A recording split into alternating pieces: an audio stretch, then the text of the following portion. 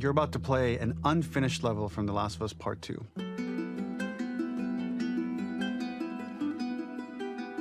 The reason we added this section is there are a few sequences, and we picked the 3 of the best ones, that we cut from the game. Often we build a game that's much bigger than what ends up being the final product.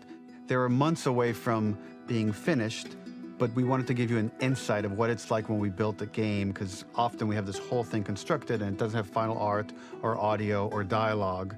And here you get to see the building blocks of what it's like when we first string a bunch of these levels together. This is the intro to the first deleted level, and this one is the roughest of the 3. We wanted to show more of how Jackson operates. So this is the festival where Ellie ultimately kisses Dina. This sequence would have come very late in the game as a flashback sequence while you're in the farm with Dina. And we wanted to show what is the rest of Jackson doing, and wanted to put on the stick, make it interactive. So you could see when you're outside, there are all these almost like carnival games that you can play. You could mix drinks, you could play with these kids that are playing a sort of clicker Marco Polo, sit down and listen to conversations. And all the different interactions were first or second pass, very, very early passes. The building blocks are there, but nothing is final. And ultimately, while we were very excited by the sequence, it's pretty fun and lighthearted. It just slowed things too much as we're barreling towards the end of the story at this point. So again, reminder, rough, missing audio, missing animation, missing gameplay tweaks, missing dialogue, but pretty representative of what it would have been. So enjoy.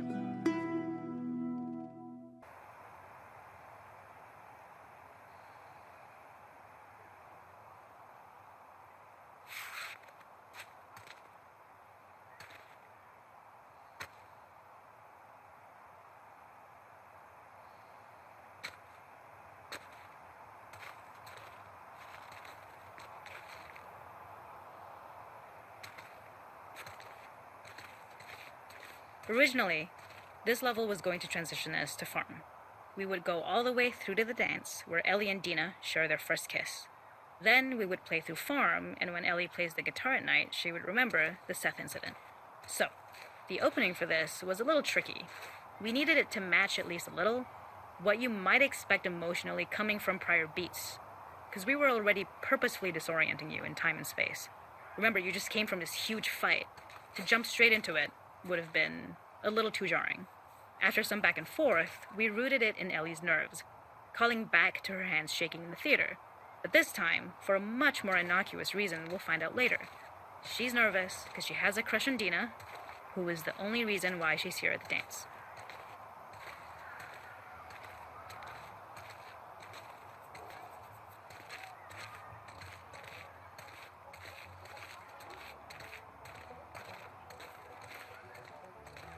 Something we really wanted to do was highlight the way their lives had turned upside down since she went down this path. We had this idea of recontextualizing all of our usual gameplay mechanics that were designed for really violent ends. The workbench, door bashes, throwable weapons, and even the infected, which is my personal favorite. Peppered throughout the level are moments of levity or shared history, all the while seeing how happy and mundane they all were before her huge revenge odyssey.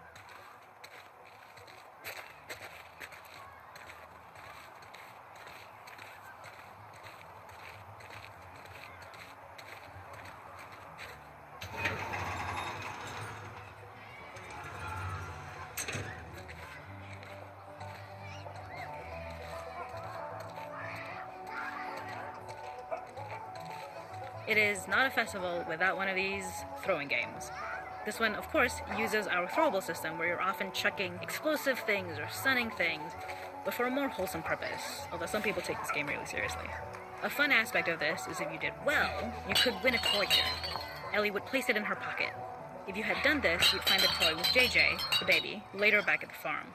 When we cut this, the toy made it through anyway because it was so cute. It is the same one you see on the tractor at the farm. Ollie the elephant.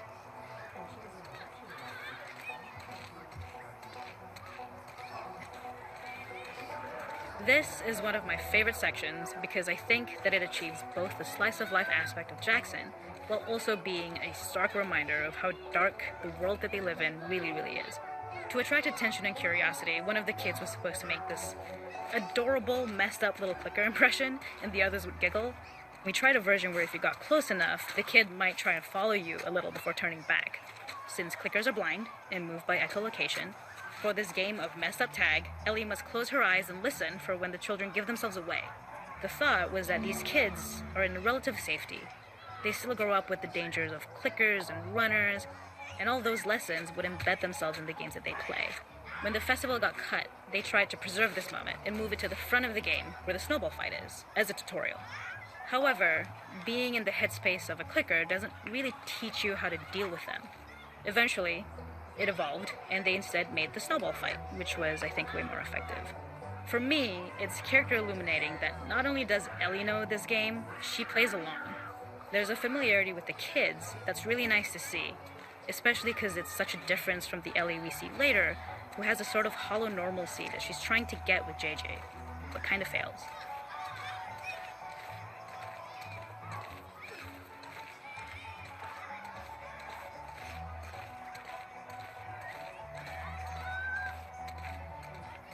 The makeup artist is pretty simple. It's one of those little in-game scenes we peppered in to make it feel like Ellie had roots in the town. Hallie, our writer, mentioned that in her mind, an ex-girlfriend of Ellie's tattooed her arm to cover up her scar. So we figured this might be the only time you get to see that. We wanted to hint at it and allude to it and make it feel like there had been so much more that had been happening and so much more that Ellie threw away.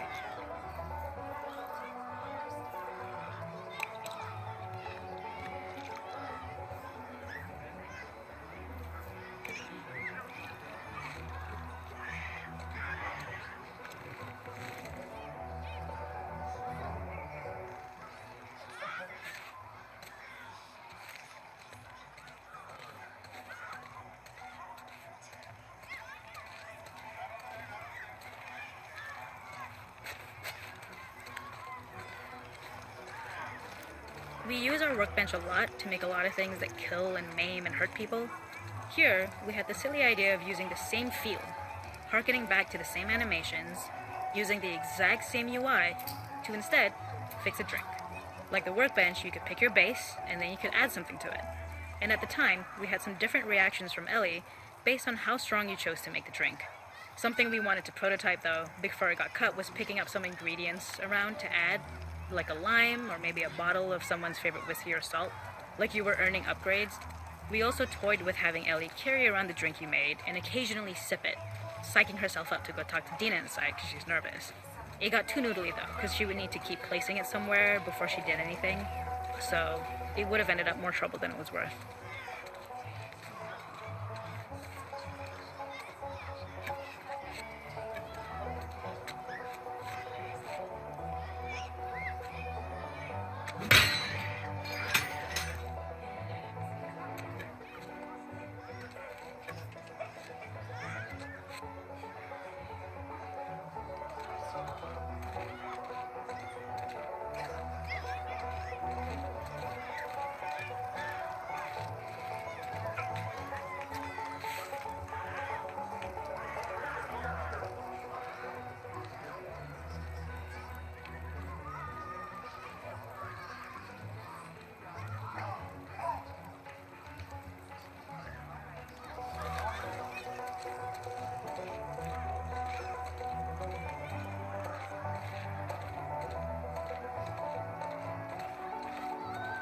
There's a hidden spot at the back that was just a bit of fun. It was highlighting Jackson's normalcy with something we would find in a real world.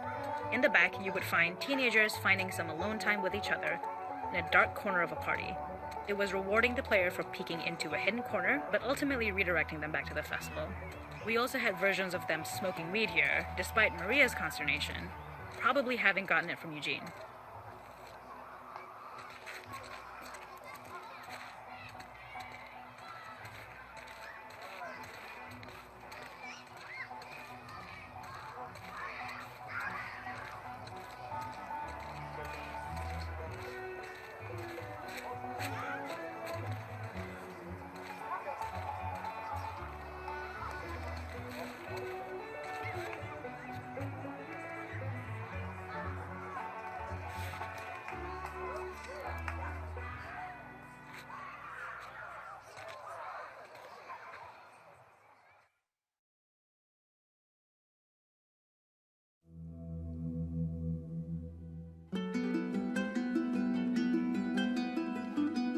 In this second deleted level, which is an extended sequence of the sewers in Seattle, this comes on the heels of where Ellie goes into a building and she survives an attack by stalkers and gets thrown out of a window and gets swept away by the current. And then we cut this section that used to be there in the final game.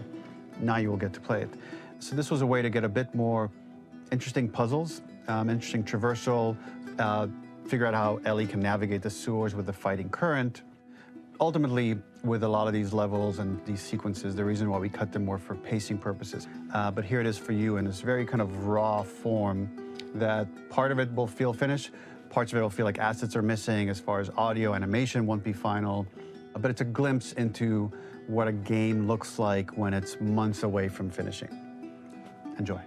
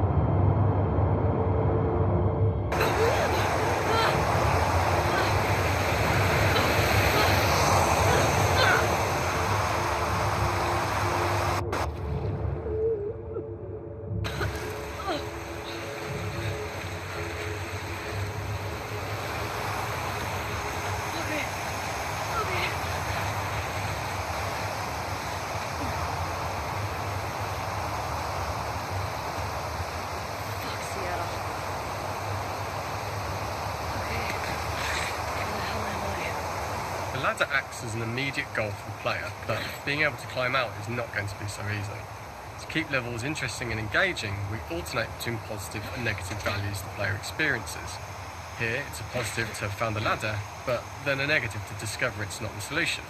But then another positive to identify the next short-term goal of the doorway. By alternating between these opposing values, we give players what they expect, but not how they expect it.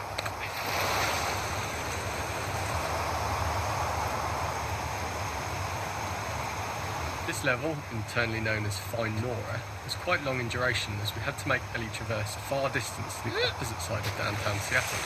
The sewer section was originally longer than what we released the game with, approximately 10 minutes more. This was one of the few areas of the game that used water flow as part of a traversal puzzle. The player has to go upstream to use the current to get to the platform to reach the other side. We mostly cut this mechanic game wide, however it remained in essence in the section swimming to the aquarium as Ellie, when you were avoiding the waves. When players reach the doorway and enter into the room, they're faced with a dead end. The real reason for this dead end room is that on the reversal, when exiting back out of the doorway, players are faced with the route onwards. A pipe that they'd not been able to see when they were swept past it on the way in, and something that was hidden from view when on the side platforms. The intention here being that the only option is to go off the standard path in order to search for a way out. Get me the hell out of here. Throughout the rest of the level, we also used light to indicate to the player that they were heading in the right direction. At each turn, however, we blocked the direct route forward. Players would know that they just have to keep finding alternative paths, promoting those feelings of being desperate and trapped. We slowly introduced the player to consider climbing into smaller pipes and crouching in these tight spaces.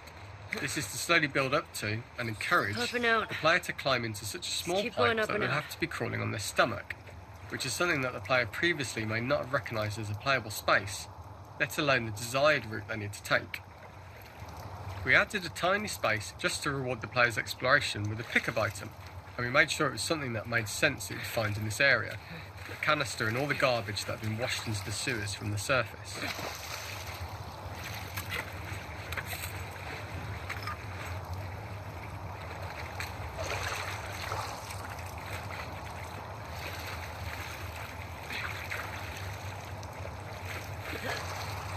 We loved the idea of making Ellie prone through a tiny dirty pipe in order to get out, as it was a great opportunity to use our prone mechanic. The unique camera setup was created to support crawling in these pipes, as the standard prone camera is much higher above the player We also created custom collision in order for Ellie to manoeuvre in these tight spaces easily. Initially, the oblong collision capsule around her character caused issues crawling around corners. We put extra effort into the custom corner collision so the movement experience is as smooth as the main game. In order for the player to feel cramped, claustrophobic and desperate, we'd been enforcing the traversal mechanics that allow for a tight environment which promote these feelings. We introduced the use of the squeeze through so that we can keep the player feeling enclosed and tight, but without repeating the same geometry. Here we change from low ceilings with wider walls to high ceilings and tight walls to change up the spatial pacing and keep the level from repeating itself. Shit, Mr. Guy.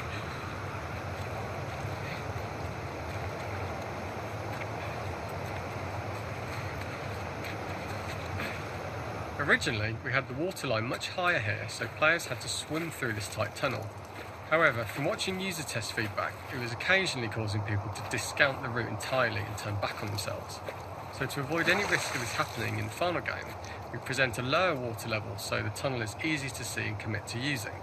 Although this isn't as impactful without the prone swim, it's the better decision as it means a smooth experience for the player with no backtracking frustration. We draw the player towards this pipe as it's seemingly the route out of the tight space. Fairly soon it's obvious that this path is blocked. If the player goes all the way up to the bars that block the path, they are rewarded with a pickup so this journey doesn't feel wasted. It is important to encourage the player to try to progress along this path so that they would subtly be thinking of progress in this direction. We hint to the player that there is a bigger, new space beyond this pipe by showing the player the waterfall. This helps players consider the other route when they don't know how far the tunnel is or whether they'd make it. As we surface from the water and over the crest of the slope, we reveal what is further in this tunnel, a clicker that has sprouted and the fungus has grown on the sides of the pipe. It was great to see people who user tested this area becoming increasingly worried as we forced the player to squeeze past the fungus and inches away from the clicker's face, all the time not being sure whether the clicker might be alive or attack them. Although we aren't as cruel as to force a clicker attack in such close proximity, we do have a payoff for this moment. This clicker momentarily turned into Joel to show Ellie's PTSD from what happened to Joel at the start of the game.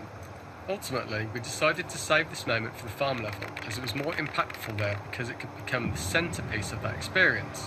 Whereas in the sewers, we weren't able to make it as much of a narrative point and give it the breathing room and reaction time that it deserves, given the tight space.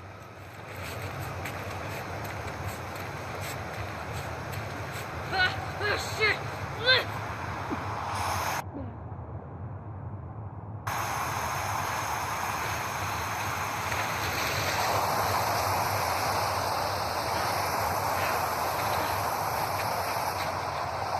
For the final section, we eventually opened you out into a wider area as you traverse through such tight spaces leading up to this. So changing the environmental pacing makes it begin to feel like we're coming to the end of Ellie's ordeal. An earlier iteration used the current that we'd shown at the start for a slightly tougher traversal puzzle to conclude the sewers. The ladder was clearly visible from most of the area, but the player was faced with a fast-flowing torrent of water they couldn't cross. If the player attempted to jump into the water, they were not able to swim across the ladder due to the water's speed.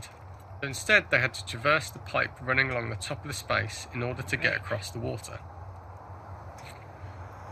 This is the first time we get to see stalkers that are embedded into the walls. So this optional room is a nice little early extra that the player gets if they explore. We also use the pickups to lure players over to be close enough to trigger the stalker's attack. This caused quite a few jump scares with user testers who played our game before its release.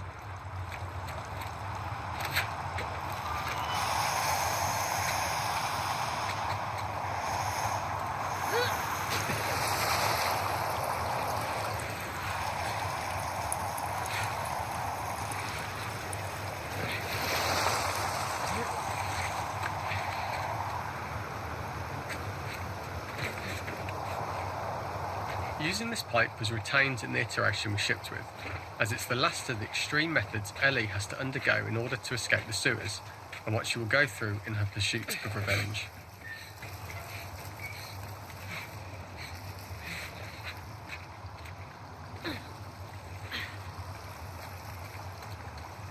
The last ladder climb is quite lengthy, and although we could have trimmed it down to a shorter climb, we liked how this last segment of the journey built anticipation for whether there was success at the top or not after all you've been through. Ultimately, the ladder exits out into the subway station, which is how it connects in the final game. Ellie then has to find her way to the hospital from here, crossing paths with the scars for the first time.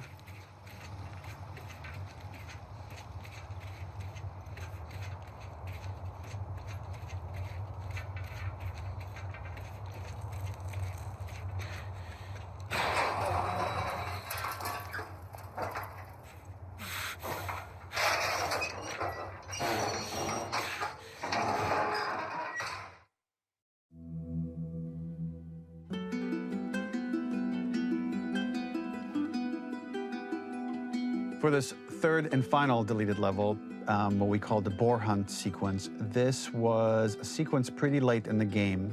It was right after the whole Seattle Abby sequence where Abby spares Ellie.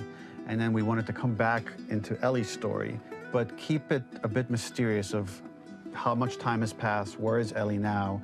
So we're coming in on Ellie and she's following a trail of blood. And we wanted to mirror in a way the deer hunt sequence from the first game, but this time do it with a boar. And there's something with Ellie that now she can't let go of this violence. She's pursuing it, even against this innocent animal. This was another opportunity to show how the violence that Ellie has experienced, the violence that she witnessed being afflicted onto Joel, is still sticking with her. And she's still experiencing these PTSD moments. This was a sequence that was pretty far along and was cut pretty late in production. Parts of it are still really rough, but the gameplay, the building blocks were all there. I think you'll have fun to see, like, again, a rough, unfinished sequence that you can play. You can see all the way to the end, and including a cinematic that we end up cutting. And the remnants of the sequence ended up being mentioned in Ellie's journal. So this part of the story that we developed still made its way into the game as kind of optional stuff that you could read about, but here you get to experience it. So as a reminder, this is pretty rough, months away from being finished, but you get to see it now.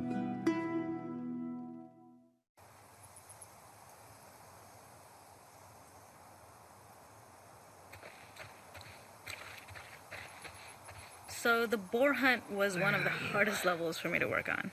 It was a huge challenge with the systems that we had, and we kept trying, but it never felt quite right. Originally, the level happened after the Jackson Festival, which also got cut, but before Farm. Once the festival got cut, it became the prologue to Farm. The intended experience is that we jump forward in time after the fight with Abby in the theater. We don't know where Dina is. We likely assume she's dead because she was just bleeding out. Ellie is alone. Her hair is short. So maybe this is the future or the present. And she's hunting. Hunting who? Abby still? In early iterations of the fight, it was more arena-like. The player slowly whittles down the boar's health. Ellie gets more visceral and more vicious. We get a little worried about her. As the boar gets weaker, more panicked, more feral, and we start feeling sympathetic to the boar was the hope. In all of these iterations, especially of these wider areas, it required custom AI and scripting to make sure it continued to feel organic as an animal, but we really needed it to do specific stuff. It needed to be able to close distances really, really quickly. It needed to charge to attack, but we wanted the feeling of hunting, so we needed to track it down from afar. And we also needed to discourage the player from attacking the boar when it's that close, or it would kind of turn into this melee kerfuffle. How do we do this in our world while keeping the boar believable? We must have gone through 5 or 6 iterations of the boar fight and all, and every single time it changed pretty drastically. We split it into clear phases, where one was like all long range. We tried another where you're getting close and you get the jump on it quite literally. You're jumping off of a rock to attack it. And then finally we tried a bunch where you almost sort of go around a bunch of trailers and try and wrestle it. We uncovered after some time that taking down a boar over several phases felt very laborious and a little dramatic. It was comically long, it felt too boss-like, a little too gamey. We decided to cut the first few phases, and we opted for a cold open after the boar had already been hurt off-screen. So that allowed us to focus on feeling like we're closing in on prey and to introduce the boar when it was at its most dangerous. Already hurt, already feral, much too close for comfort. How do I get in there? And so the thinking was it would bring us more into Ellie's mindset. Is this really hunting for food, or is she hunting for some other reason?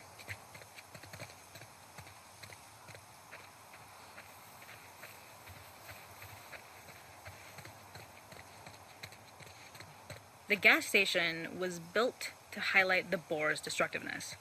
Since it's cramped, the bore feels larger.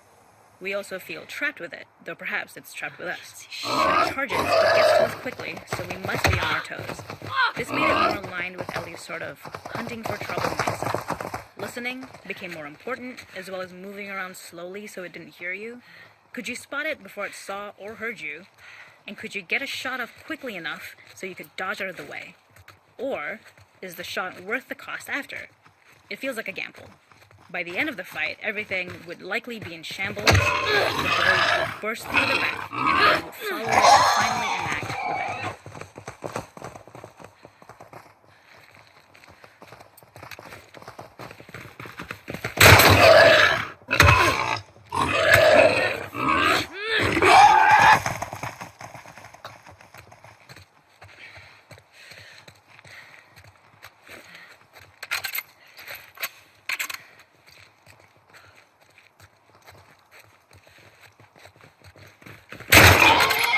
Got you.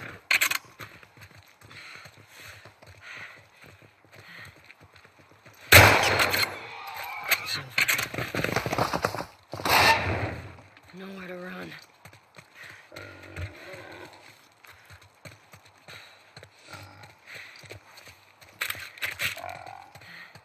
The boar kill was supposed to be anything but glorious. With the boar whimpering at the back of the gas station after Ellie's relentless hunt. After this, hearing the drone that we kinda come to associate with Ellie's trauma, we would hard cut to the stream where she's washing her hands and holding rabbits that she hunted, about to return to Dina. And there would be no mention of the boar.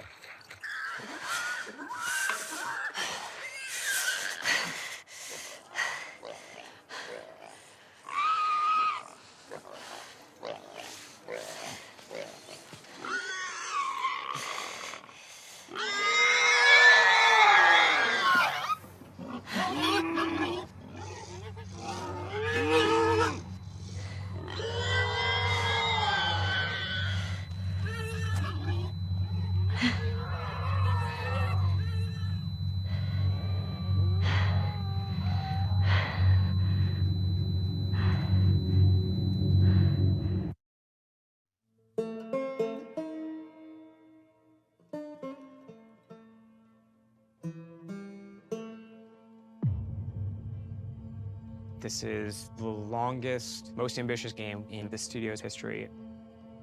That's a big challenge to take on.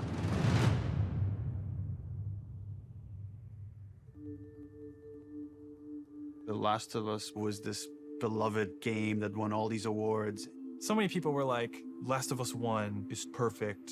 They shouldn't make a sequel. My hope is it's going to make the first game even greater. That's the thing I love about the beginning of a project. It's like, it's all optimism. This is going to be the game that I always dreamed about making. Let's do something new. Let's take risks. Let's kill Joel right away. Let's just kill him. I was like, what? Yeah, let's do it. You're gonna piss a lot of people off. This scope on this game is extraordinary. I'm confident in the game if we finish it. I'll be frank, it's not looking great. I'm feeling burned out. I can't crunch like I used to. We started having these leaks. It was awful. There were a lot of days where I would just cry. And then there's these rumblings of this pandemic. Are people going to want to play a game that takes place in a pandemic when there's a real pandemic? Ever going to finish this game?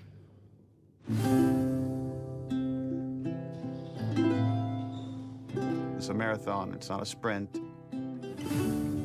Keep the faith. When we come together, when we do this thing that people outside the studio talk about, like this Naughty Dog magic, this is what it looks like.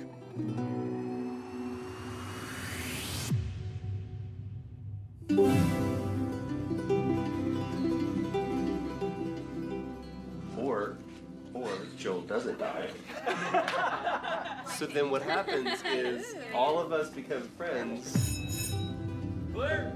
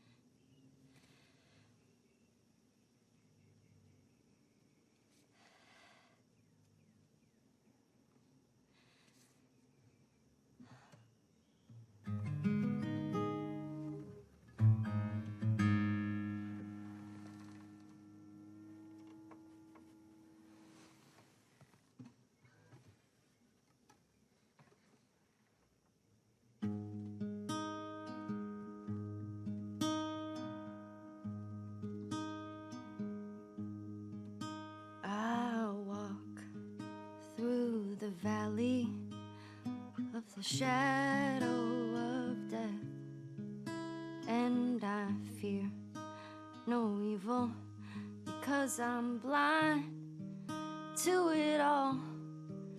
In my mind, my gun, they comfort me, because I know I'll kill my enemies when they come. Surely goodness and mercy will follow me all the days of my life, and I will dwell on this earth forevermore. Said I walk beside the still waters and they restore my soul, but I can't walk on the path of the right because I'm wrong. No, I can't walk on the path of the right, 'cause I'm wrong.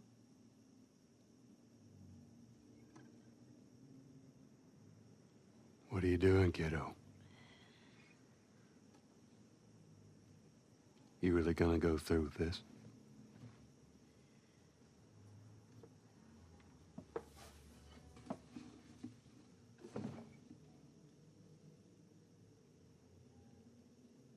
I'm gonna find, and I'm gonna kill every last one of them.